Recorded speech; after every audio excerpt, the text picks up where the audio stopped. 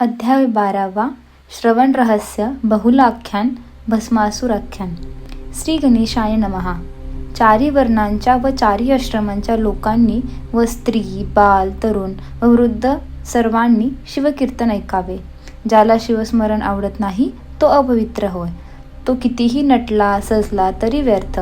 त्याचे भोजन गवत खाण्यासारखे, त्याचे डोळे मोर पिसासारखे व्यर्थ, त्याचे कान वारुळाच्या छिद्रासारखे, त्याचे हात झाडाच्या फांद्यांसारखे. त्याची आई त्याला जन्म देऊनही अपत्यहीन समजावी. शिवभजन करीत नाही तो जगला काय, तो मेला काय, सारखाच. तो बुडो पडो जळो काही फरक पडत नाही. मुंगी जशी गुळाला चिकटून राहते तसे शिवभक्ताला घट्ट धरून असावे. चुकलेला मुलगा सापडला तर जसा मातापित्यांना आनंद होतो तसाच शिवभजन करताना आनंद व्हावा. पतीचे पत्र पुष्कळ दिवसांनी गावून आले की पतिव्रतेला जसा आनंद होतो तसा आनंद शिवसंकीर्तन ऐकताना व्हावा. निधनाला धन सापडावे, जन्मांधाला दृष्टी यावी, तृषार्ताला थंड पाणी मिळावे, तसा आनंद शिवभक्तीत व्हावा. निद्रा चिंता व कामे टाकून शिवपुराण श्रवण करायला धावावे. वक्ता हाच गुरु व शिवस्वरूप जाणून त्याला वंदन करावे. कामधेनूच्या दुधाप्रमाणे शिवकथेचा प्रवाह मानून कर्णद्वारे प्राशन करावा. वक्त्याला उलटसुलट प्रश्न विचारून व पाखंड मते मांडून त्रास देऊ नये. कळले नाही तर जिज्ञासेने विचारून समजून घ्यावे, पण वितंड वाद घालू नये. तसे केले तर पिशाच्याचा जन्म येतो. पुराण सांगणारा व मंदिरातील देवमूर्ती यांशिवाय अन्य कोणासही नमस्कार करू नये. कथेतून मध्येच उठून जातो तो अल्पायुषी होतो व संसारातही संकटे भोगतो. जो पापी, धूर्त व कपटी असेल त्याला मुख्य श्रोता करू नये. श्रवण करताना कुतर्क करणाऱ्याचे श्रवण व्यर्थच जाते. कथा चालू असताना इतर गोष्टी बोलू नयेत. मन एकाग्र करून ऐकावे, तरच फलश्रुती खरी ठरेल. वक्त्याला वस्त्रे, भूषणे, दक्षिणा चांगली द्यावी. त्याचे पूजन करावे, सन्मान करावा. त्याला धन दिले तर आपले धन वाढते, त्याला अलंकार दिले तर आपली प्रतिष्ठा वाढते, सत्कीर्ती होते. त्याला रत्न दिले तर आपल्या नेत्रांचे तेज वाढते. वक्त्याला जे काही देतात ते सर्व शंकरालाच दिले जाते व चौपट होऊन परत मिळते. स्वतःला दारिद्र्य कधीही येत नाही. पापे नष्ट होतात व शेवटी शिवपद प्राप्त होते. कथेत विडा खाऊन बसू नये, त्याने पुढे नरक यातना होतात. कथेत बसले असता जर झोप येऊ लागली तर हर प्रयत्नाने झोप उडेल असे करावे. वक्त्यापेक्षा उंच अशा जागेवर बसू नये, त्याने कावळ्याचा जन्म येतो. विरासन घालून बसू नये, त्याने वृक्षाचा जन्म येतो. पाय पसरून बसू नये, झोपू नये, जेठा मारून बसू नये, नमस्कार केल्याशिवाय बसू नये. झोपल्यास पुढे अजगर होतो, नमस्काराशिवाय बसले तर कळकाचे झाड होतो. जे लोक इतर गोष्टी आपसात बोलतात ते बेडूक होतात. टाळी न वाजवता शिवनाम गजर न करता नुसतेच बसतात ते कुत्र्याच्या जन्माला किंवा सरड्याच्या जन्माला जातात.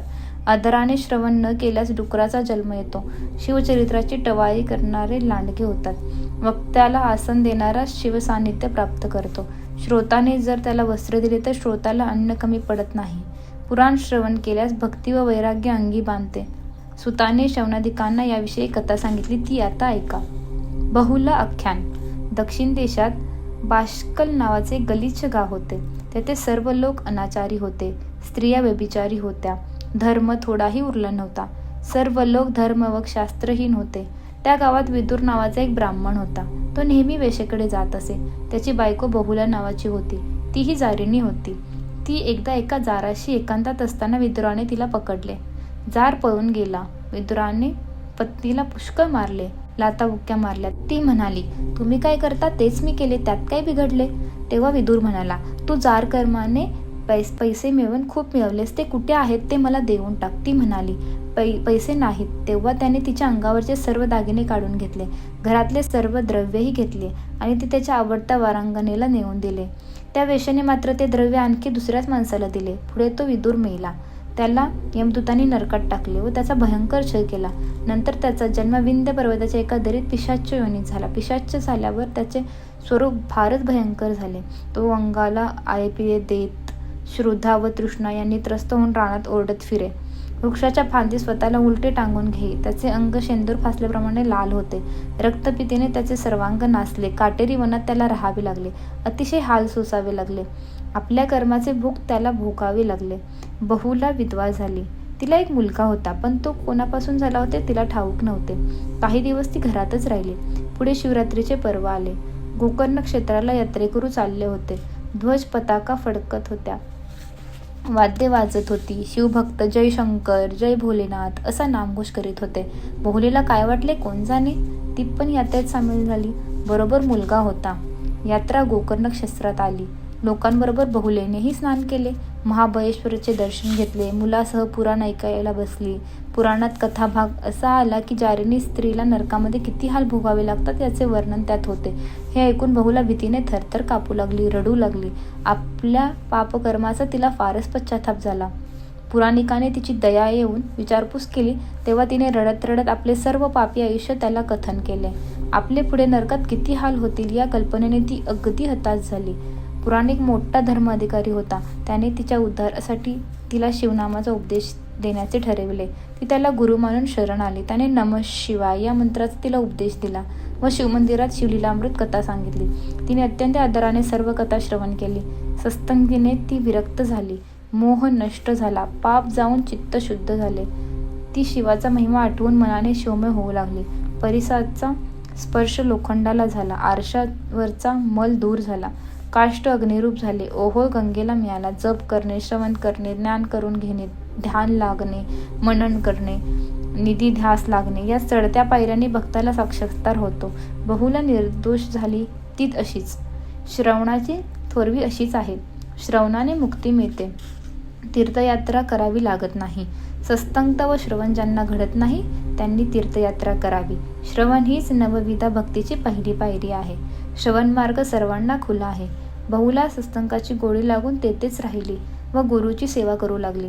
जटा वाढविल्या, वल्कले नेसली, भस्म धारण केले, नित्य तीर्थात स्नान केले, गोकर्ण लिंगाचे नित्य दर्शन घेतले. तिच्या सर्व पापांचे भस्म झाले. तेच तिने अंगाला फासले. त्रिदेह शुद्धी झाली. शिव प्रसन्न झाला. त्यांनी विमान पाठवले. शिवलोकी तिला गती मिळाली. एवढी पापिनी तरली. 14 भुवने थक्क झाली. शिवा समीप जाऊन तिने शिवाची खूप स्तुती केली. अंबेची स्तुती केली. पार्वती जगदंबा प्रसन्न झाली.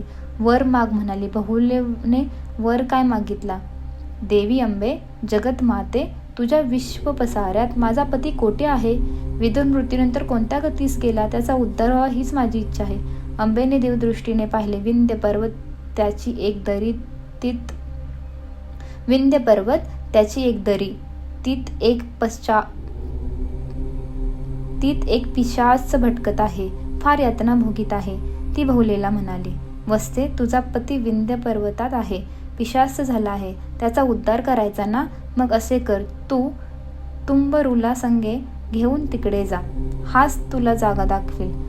तू त्याला शिवकथा ऐकव, त्यामुळे त्याचे पाप जाईल. बहुला त्याप्रमाणे विंध्यार्दीत दरीत गेली. तुंबरूने वीणा काढून झंकार करायला सुरुवात केली. तुंबरूला व तिला पिशाच दिसला. तुंबरूने त्याला धरून बलाने वृक्षाशी बांधून ठेवले व शंकराच्या महात्म्याचे गायन व कीर्तन त्याच्यासमोर आरंभले. ते ऐकून पिशाच झालेल्या त्या विदुराला पूर्वस्मृती येऊन तो मला सोडवा असे विनवू लागला. त्याला सोडवताच तो धावत आला. तुंबरूच्या पाया पडला. नंतर पावन झालेल्या त्या विप्रासह बहुला नमः शिवाय या मंत्राचा जप करू लागली. त्यामुळे विदुराचे रूपच पालटले. तो दिव्य दिसू लागला. त्यावेळी दिव्य विमान तेथे आले. त्यात बसून ते त्रिवर्ग शिवलोकी गेले. बहुला व विदुर शिवस्वरूपात विलीन झाली. जणू गारा पाण्यात विरघळली. कापूर ज्योतीत विलयास गेला. गंगा सागराला मिळाली तसे ते झाले. शिवाचा मंत्र, शिवकथेचे श्रवण, शिवदीक्षा, भस्मधारण, रुद्राक्ष धारण आणि शिवरात्री व सोमवार व्रत यांनी कित्येक जणांचा उद्धार झाला आहे. त्यांची संख्या सांगता येणार नाही. सुताने भस्मासुराची कथा याविषयी नैमिष्य राण्यात सांगितली. ती येथे सांगतो. श्रोतांनी श्रवण करावी. ही कथा शिवपुराणातील आहे. भस्मासूर आख्यान. महेश एकदा कैलासावर असताना स्वहस्ते शिराला भस्म लावित होता. तेव्हा त्या भस्मात एक खडा लागला. तो त्याने खाली ठेवला. त्यातून अकस्मात एक असुर प्रकट झाला. शिवाला फार आनंद झाला. त्याचे नाव शिवाने भस्मासूर असे ठेवले. तो शिवाला म्हणाला, मला काहीतरी सेवा सांगावी. तेव्हा शिव म्हणाला, तू यावी मला चिताभस्म आणून दे म्हणजे झाले. भस्मासुराला आनंद झाला. तो मृत्यूलोकात येऊन पुण्यशील शिवभक्त मरण पावल्यास त्याच्या चितेचे भस्म मिळावे म्हणून हिंडू लागला. शिव महिमा. शंकर चितेचे भस्म घेतो ते शिवभक्तांच्या चितेचे आणि नररुंडाची मला धारण करतो ते प्रतीक आहे. शंकराशी अभेद वृत्तीने जे भक्त एकरूप होतात त्याचाच शंकर निजांगी स्वीकार करतो. म्हणून मस्तके हेच मणी त्याच्या गळ्यातील माळेत शोभतात. स्मशानातच शंकर राहतो, कारण तेथेच विरक्ती असते. लोक मृतदेह जाळून घरी जातात आणि पुन्हा संसाराच्या विवंचनेत सापडतात. तसे नको म्हणून शंकराची वस्ती स्मशानात. पंचमहाभूते व महातत्वे, पिंड व ब्रह्मांड या पलीकडे हे सर्व जाळून जे भस्म उरते ते स्वात्मसुख होय. तेच भस्म, तो अमृताने समूर्त, विदेही, षड्विकार रहित शंकर तेच ब्रह्मानंद स्वरूप भस्म अंगी लावतो.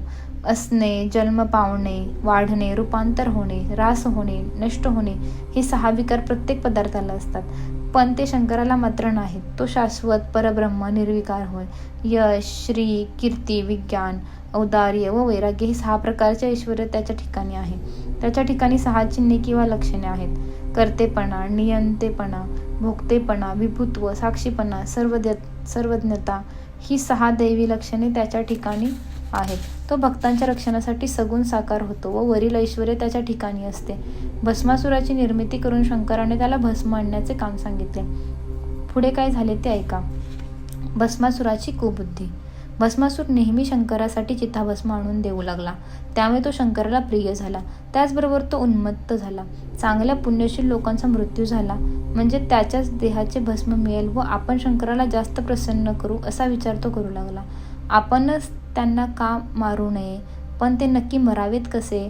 आपल्याला तसा वर मिळाला तर मग भस्म कधीच कमी पडणार नाही, आणि वर मिळाला तर देवांनाही आपण मारू, मग काय सर्वत्र आपलेच राज्य होईल. त्याचे मन पालटले. तो शंकराकडे गेला. रोज नवीन चिताभस्म मिळत नाही असा बहाणा करून त्याने शंकराची स्तुती केली. उमानाथ, आपल्याला खात्रीने भस्म हवे तर एक मार्ग आहे. अगदीच अडचण पडली तर मी ज्याच्या मस्तकावर हात धरीन तो जळून त्याचे भस्म व्हावे असा वर मला मिळावा. भोळ्या शंभूने असुराला तसा वर देण्याचे मनात आणले. तेव्हाच त्या वरदानाने भस्मासूर सर्वांचा संहार करेल अशी भीती आहे. तुम्ही हा वर देऊ नका असे पार्वतीने शंकराला विनविले. नंदी, गणेश, कंद, वीरभद्र यांनीही तेच सांगितले, पण भस्मासूर वाटेल तसे वर्तन करणार नाही असा शंकराला मोठाच विश्वास. त्यातून तो एवढा आवडता झालेला. शंभूने त्याला तू ज्याच्या डोक्यावर हात धरशील त्याचे तात्काळ भस्म होईल असा भयंकर वर दिलाच. हाहाकार माजला. जो तो पळू लागला.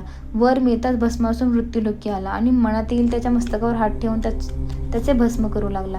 ब्राह्मण व ऋषी, संत व योगी, सज्जन व भगवद् भक्त यांना शोधून शोधून भस्मासूर जाळून टाकू लागला.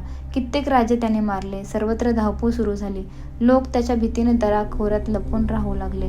होता होता तो भयानक राक्षस देवलोकात शिरला. तो एवढा संहार करीत चालला, पण शंकरापुढे एकदम नम्र होऊन त्याला भस्म देई. शंकराला जगातील अनर्थाची अजून कल्पना नव्हती. भस्मासुराने आता ठरवले की प्रथम ब्रह्मदेव व नंतर विष्णू यांचे भस्म करावे, नंतर शंकरालाच भस्म करण्याचा धाक घालून पार्वतीलाच पळवून न्यावे. इंद्राला ते कळले. तो ब्रह्मदेवाकडे गेला. ते दोघे विष्णूकडे गेले. विष्णूने त्यांना घेऊन कैलासावर गेला. भस्मासूर सर्वांचे भस्म करीत सुटला आहे. तो आम्हालाही जाळण्याच्या विचारात आहे. शेवटी तुझ्याही डोक्यावर त्याचा हात येईल. तुझेच भस्म होईल. तू पार्वतीला सांभाळ, तिला तो पळवून नेईल असे विष्णूने शंकराला सांगितले. तेव्हा शंकर म्हणाला, भस्मासुराचा मृत्यू जवळ आला आहे. हेच खरे. तुम्ही आपापल्या स्थानात जावे. शंकर असे म्हणत तोच भस्मासूर चिताभस्म घेऊन तिथे आला. देव आलेले, आपले घराणेच यांनी आणलेले. आता याचे उद्याच भस्म करीन असं तो असुर उन्मत्तेने मान ओढवीत म्हणाला. शंकराला क्रोध आला. अरे अधमा, तू पृथ्वीवर केवढा संहार केलास. तुला आम्ही वर दिला, पण तू सारे वाटोळे केलेस. राक्षस संतापून म्हणाला, तू सुद्धा सुटणार नाहीस. तुझी सुंदर स्त्री मला दे, नाहीतर तुझ्याच डोक्यावर हात धरतो. तुझ्याच वराप्रमाणे तुझे भस्म करतो असे म्हणून भस्मासूर पुढे धावला. पार्वती मागे वळून दूर जाऊ लागली. तिच्याकडे मान ओढवीत पाहून तो म्हणाला, शंकराच्या मस्तकावर हात ठेवतो बघ आणि तुला पळवून नेतो. पलायन. त्या क्षणी शिवशंकर आपले स्थान सोडून पळू लागला. भस्मासूर त्याचा पाठलाग करू लागला. थांब थांब जोगड्या, तुला जाऊन मी तुझी राख माझ्या अंगाला फासतो असे ओरडू लागला. अरे रे, ज्याचा थांग वेदशास्त्रांना लागत नाही तो अकोचर आहे. त्याला तो असुर पकडू पाहत होता. त्याला क्षणोक्षणी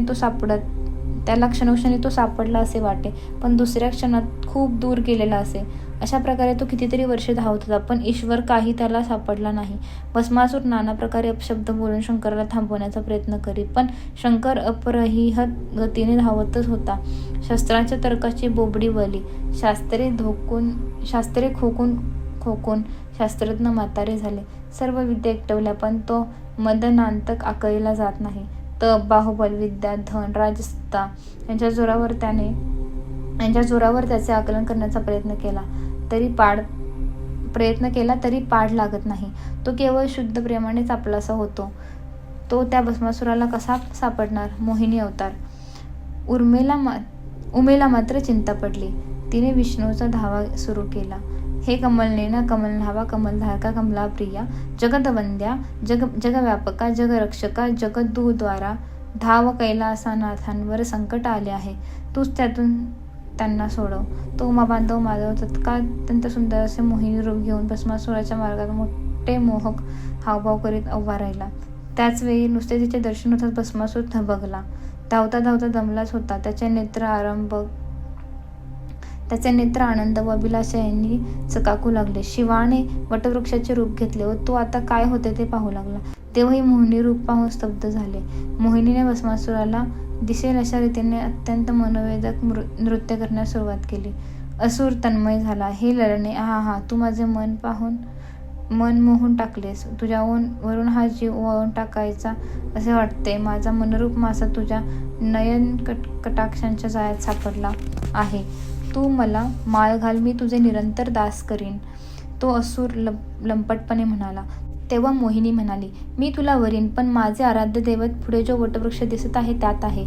मी तेथे नवस केला आहे की लग्नाआधी भावी पतीसह त्यापुढे गायन व नृत्य करेन. मी तसे नृत्य करणार आहे. तू माझ्याबरोबर नृत्य करायला हवे.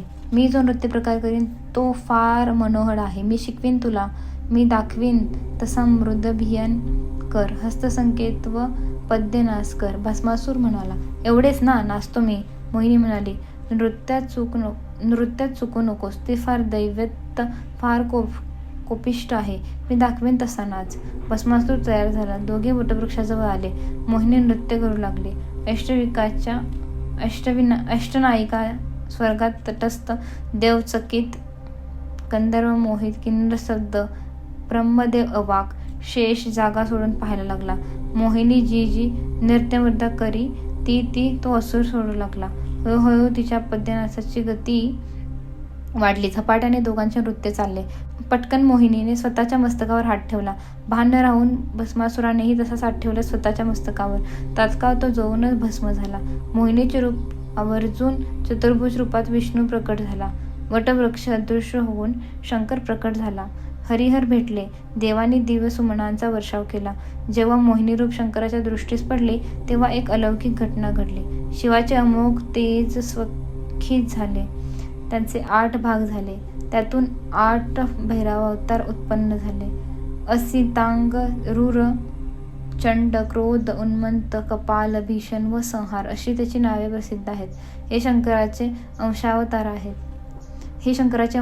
प्रख्यात झाले. शंकर व विष्णू कैलासावर आले. भस्मासुराचा अंत झाला म्हणून त्रैलोक्य आनंदित झाले. पार्वतीने नित्यानंदाने त्या दोघांचेही पूजन केले. तिने दोघांची नावे गुंफून त्याची स्तुती केली. सर्वत्र आनंदानंद झाला. श्री तेजन हो. पुढे शिवपार्वती विवाहाची कथा सांगणार आहे. वीरभद्राच्या जन्माचे आख्यान, षडानन जन्माख्यानही सांगणार आहे. ते फारच सुरस आहे. गौतमी नदी व मंदाकिनी नदी सिंहस्थ पर्वाला एकत्र येतात. तसे हरिहर हे या 12व्या अध्यायात भेटले. भाविकांनी तिथे स्नान करावे व पावन व्हावे.